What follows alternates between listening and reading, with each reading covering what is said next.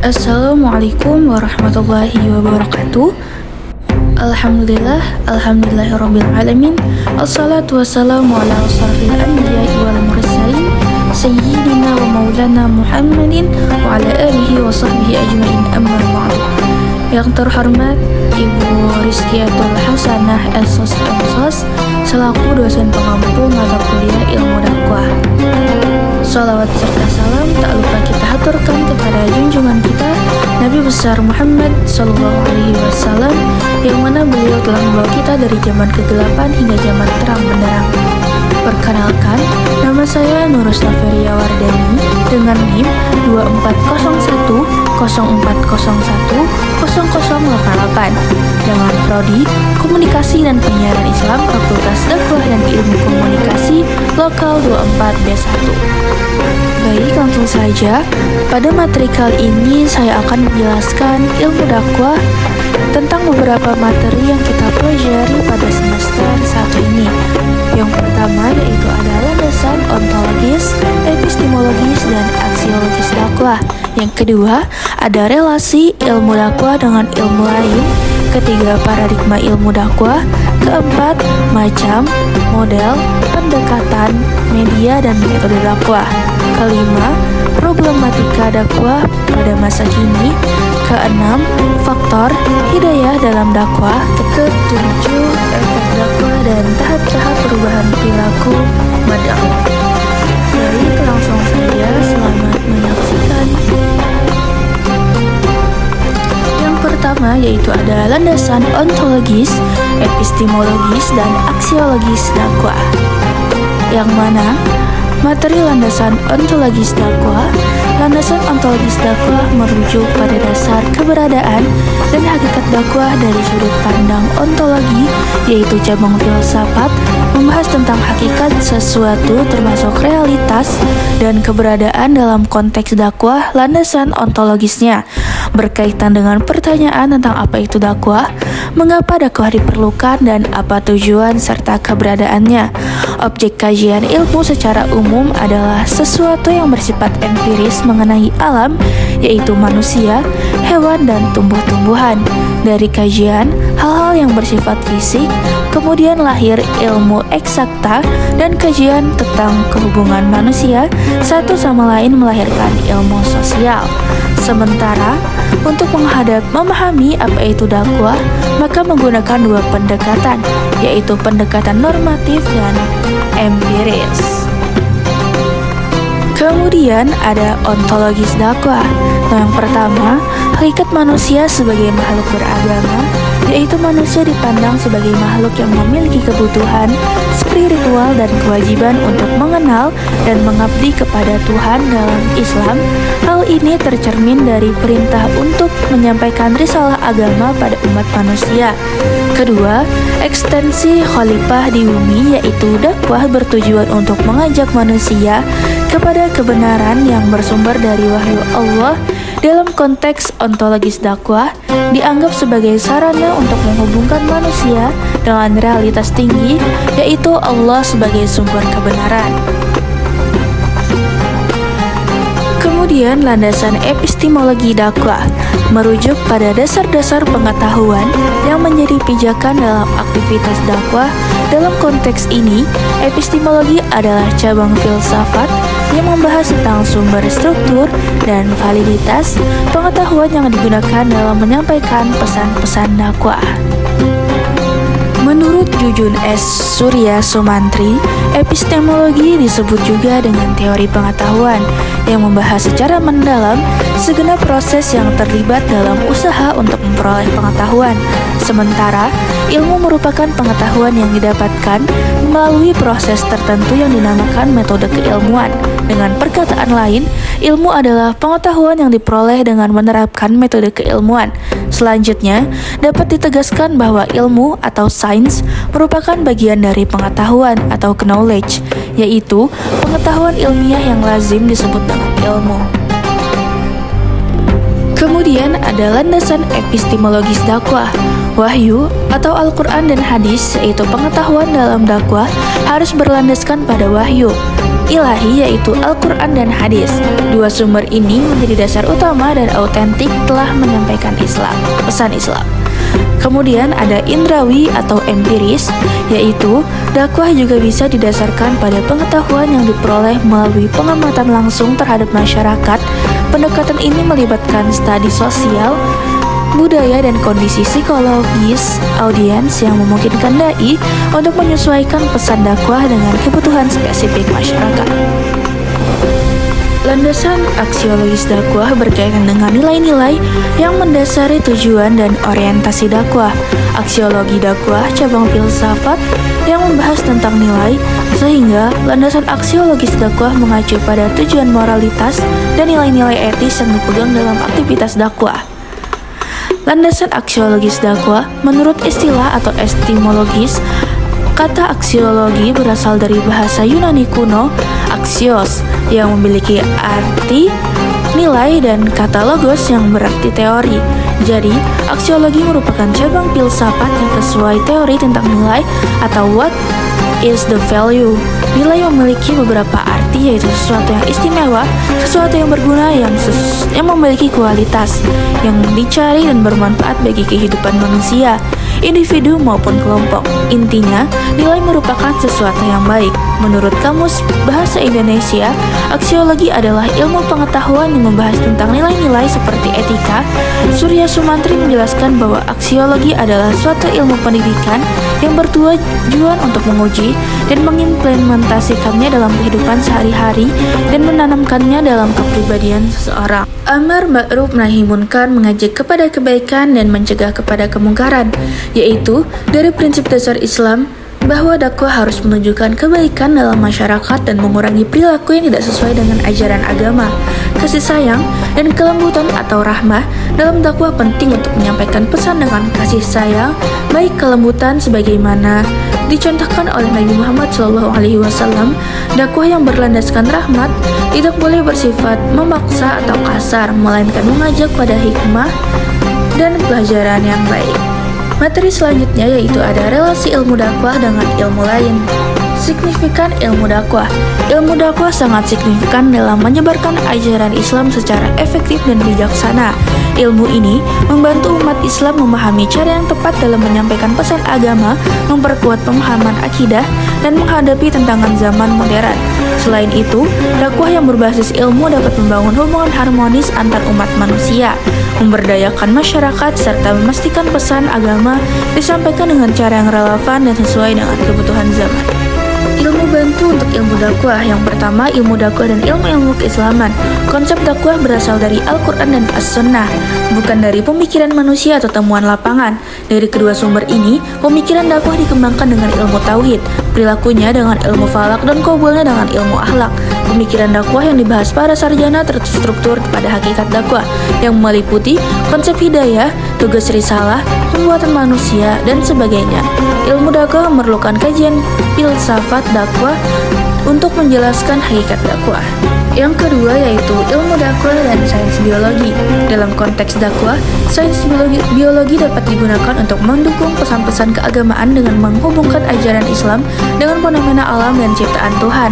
Pengetahuan tentang biologi bisa membantu seorang dai dalam menjelaskan tanda-tanda kekuasaan Allah dalam penciptaan makhluk hidup, termasuk manusia, hewan, tumbuhan, dan ekosistem yang kompleks.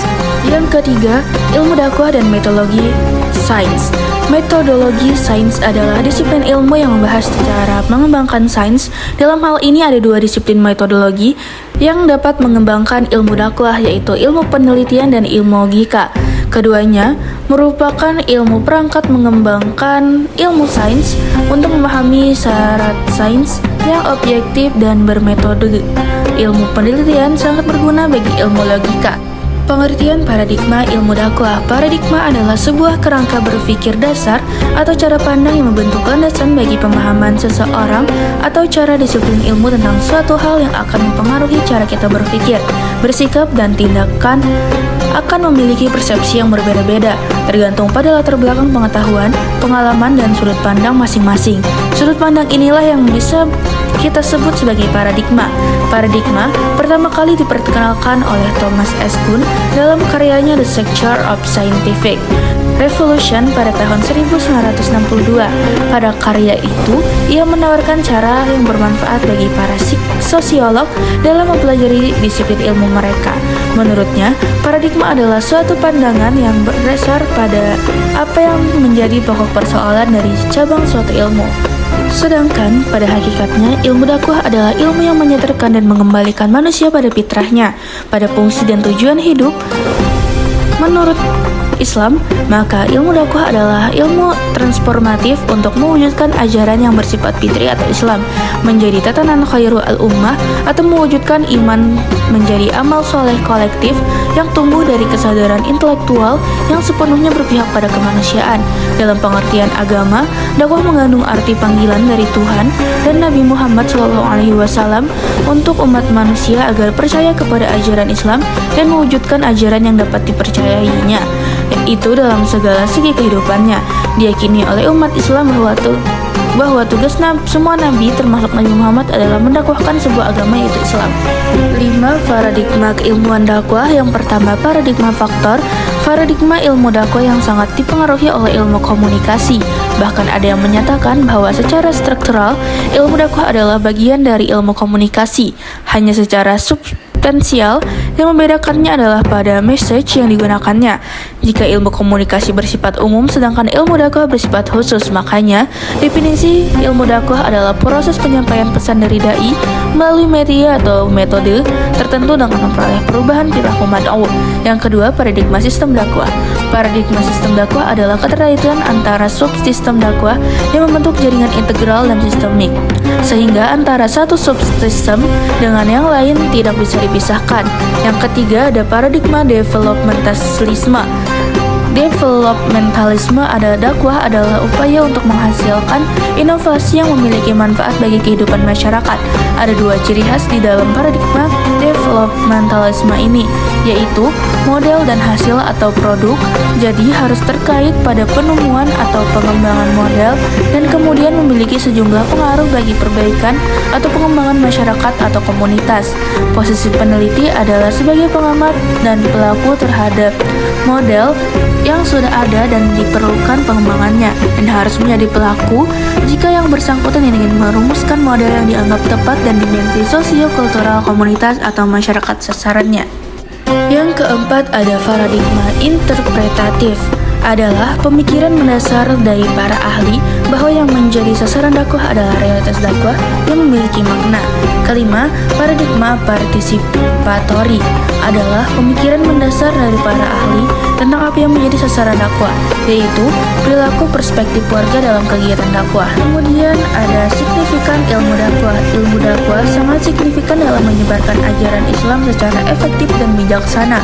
Ilmu ini membantu umat Islam memahami cara yang tepat dalam menyampaikan pesan agama, memperkuat pemahaman akidah, dan menghadapi tantangan zaman modern. Selain itu, dakwah yang berbasis ilmu dapat membangun hubungan harmonis antar umat manusia, memberdayakan masyarakat, serta memastikan pesan agama disampaikan dengan cara relevan dan sesuai dengan kebutuhan zaman. Kemudian materi keempat yaitu macam model pendekatan media dan metode dakwah. Pengertian dakwah beserta unsur-unsur pembagiannya.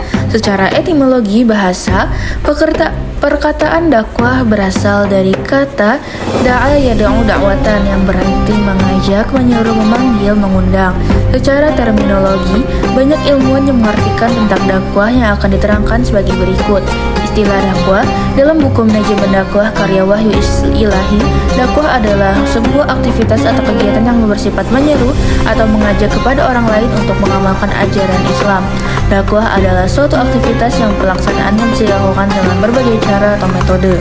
Kemudian ada unsur-unsur dakwah. Dalam kegiatan dakwah perlu diperhatikan unsur-unsur yang terkandung dalam dakwah, atau dalam bahasa lain adalah komponen-komponen yang harus ada dalam setiap kegiatan dakwah. Unsur-unsur tersebut adalah dai atau pelaku dakwah, pendakwah atau mitra dakwah, metode atau materi dakwah, wasilah atau media dakwah, dan thariqah atau metode dakwah, kemudian atsar atau efek dakwah. Dari segi bahasa, metode dakwah berasal dari dua kata, yaitu meta atau melalui dan hodos jalan atau cara. Metode adalah cara atau jalan yang harus dilalui untuk mencapai suatu tujuan.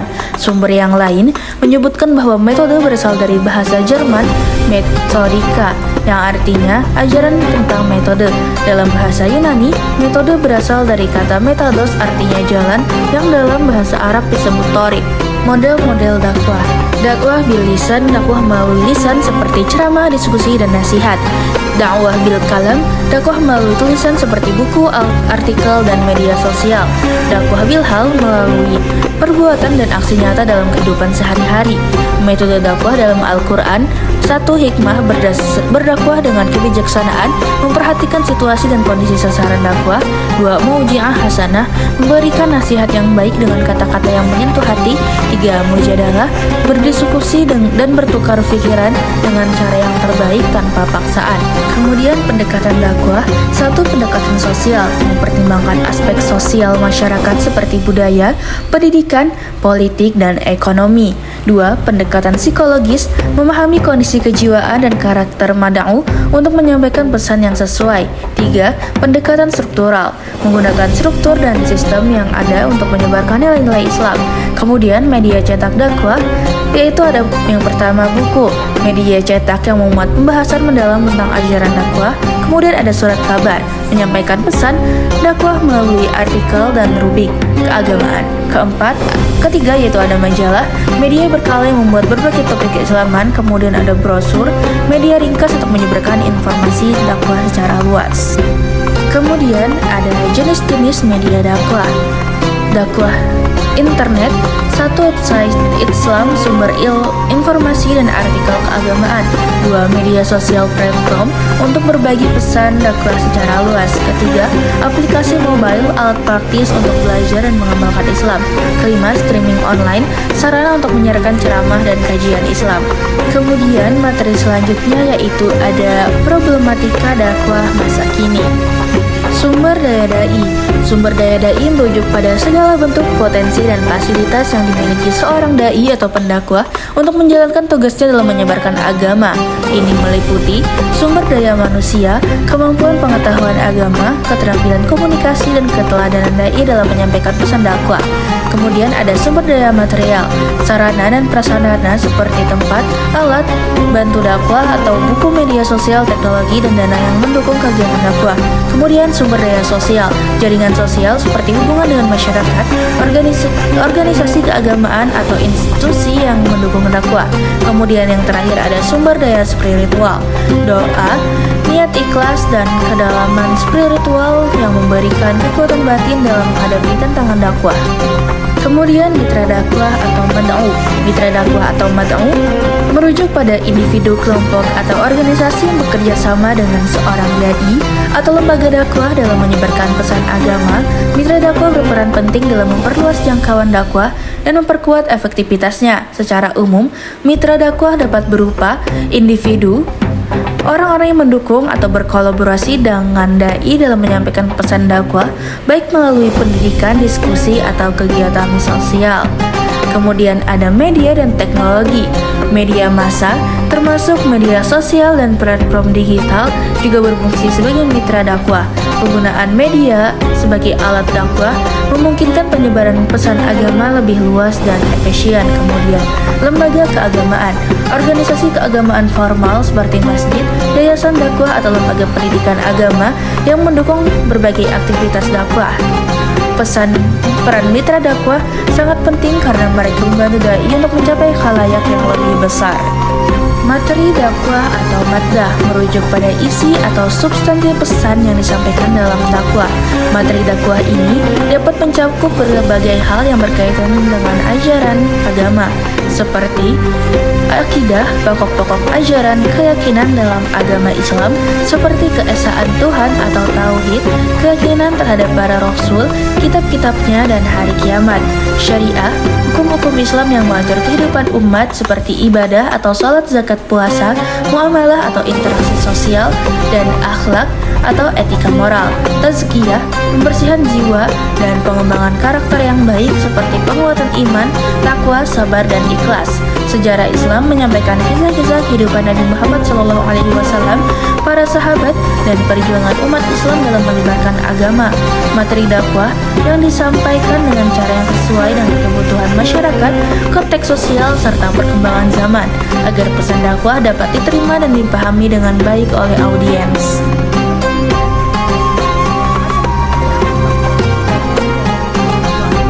Faktor hidayah dalam dakwah kata hidayah berasal dari bahasa Arab atau bahasa Al-Quran yang telah menjadi bahasa Indonesia.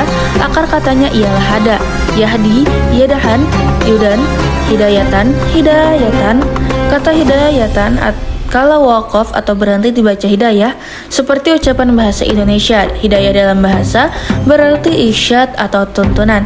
Sebagai ahli bahasa menambahkan arti tuntunan ini dengan adanya keinginan baik. Dengan demikian, hidayah diartikan sebagai tuntunan dan menunjukkan jalan yang disertai dengan keinginan baik. Hidayah secara bahasa juga berarti petunjuk yang benar. Dalam kitab Tafsir Al-Munir dijelaskan bahwa yang dimaksud dengan hidayah Allah adalah petunjuk-petunjuk Allah yang diberikan kepada manusia agar manusia berjalan di jalan yang lurus, jalan yang penuh dengan kebenaran, bukan jalan-jalan orang yang sesat atau menyesatkan. Kemudian ada macam-macam hidayah. Yang pertama, hidayah al-ilmam al-fithi, hidayah yang diberikan Allah sejak manusia baru lahir sehingga butuh dan bisa makan dan minum. Seorang bayi suka menangis jika lapar atau dahaga padahal tidak ada yang mengajarinya. Tanpa melalui proses pendidikan, bayi juga bisa tertawa tatkala bahagia. Hidayah ini diberikan oleh Allah tanpa usaha dan tanpa permintaan manusia. Kemudian ada hidayah al-wahaz. Hidayah ini diberikan Allah kepada manusia dan hewan. Bedanya, kalau kepada hewan diberikan secara sekaligus dan sempurna sejak dilahirkan induknya, sedangkan pada manusia hidayah al-wahaz diberikan secara berangsur. Dengan hidayah ini, manusia bisa membedakan rasa asin, pahit, manis, enak, lada, bau, garam, kasar, ataupun halus tanpa melalui proses pembelajaran. Pembelajaran dalam hal ini berfungsi untuk memfungsikan hidayah al-wahaz secara optimal. Kemudian yang ketiga ada hidayah al-akli. Hidayah akal ini hadir untuk meluruskan kekeliruan panca indera.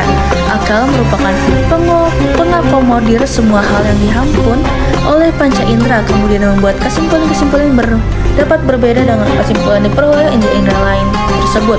Akal berperan melebihi peran panca indera. Akal lebih matang jauh setelah kematangan panca indera, dan karenanya akal dinyatakan keberadaan pada tingkat yang ketiga.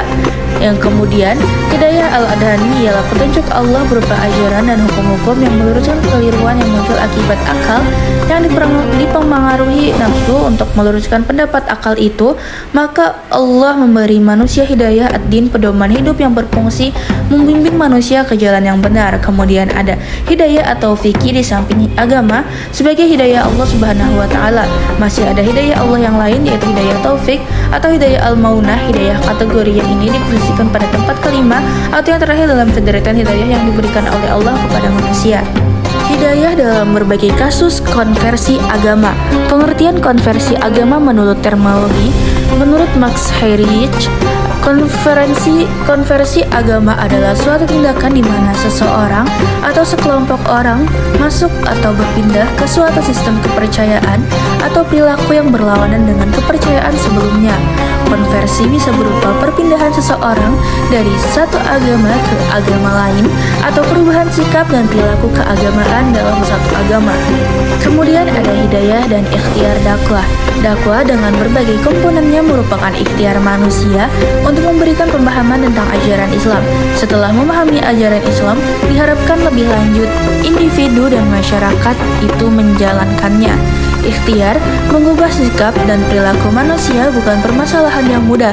Oleh karena itu, dakwah harus dilakukan dengan persiapan yang matang dengan melakukan terlebih dahulu analisis yang mendalam terhadap unsur-unsur dakwah.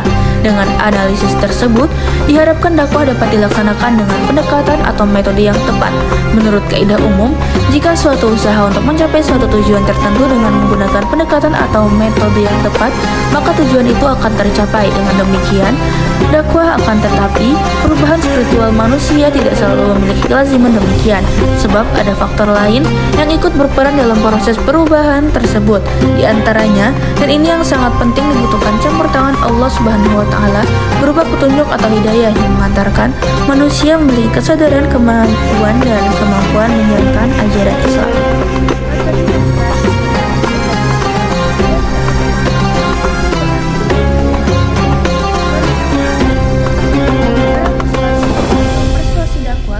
Adalah usaha yang dilakukan dengan cara mempengaruhi jiwa seseorang sehingga dapat membangkitkan kesadarannya untuk menerima dan melakukan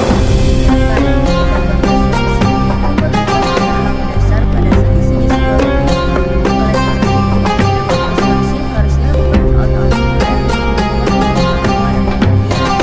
tahap perubahan perilaku. Yang pertama ada akal. Pikiran adalah penggerak utama tindakan, memengaruhi perasaan dan perilaku. Sekitar 60% tindakan manusia berasal dari bawah sadar yang terbentuk dari keyakinan akal. Proses ini mendasari perilaku spontan tanpa pemikiran yang mendalam. Kemudian ada hati. Pemikiran berakar pada hati yang dipenuhi rasa senang dan positif. Akal yang menyetujui pemikiran mengalir ke hati, mendorong realisasi tindakan melalui anggota tubuh. Kemudian hawa nafsu mendorong manusia pada kesenangan dan menjauhi kebenarannya. Perjuangan melawannya membawa seseorang menuju kebaikan, menguatkan iman dan mendorong amal soleh. Islam menekankan pengadilan bahwa hawa nafsu sebagai langkah menuju perubahan. Kemudian ada proses perubahan perilaku pada diri mitra dakwah setelah menerima pesan dakwah. Yang pertama ada efek kognitif, berkaitan dengan perubahan pada apa yang diketahui, dipahami, atau dipersepsi khalayak. Efek ini juga berkaitan dengan transmisi, pengetahuan, keterampilan, kepercayaan, atau informasi. Kemudian ada efek afektif, akan timbul bila ada perubahan pada apa yang dirasakan, disenangi, atau dibenci khalayak yang meliputi segala yang berhubungan dengan emosi, sikap, serta nilai.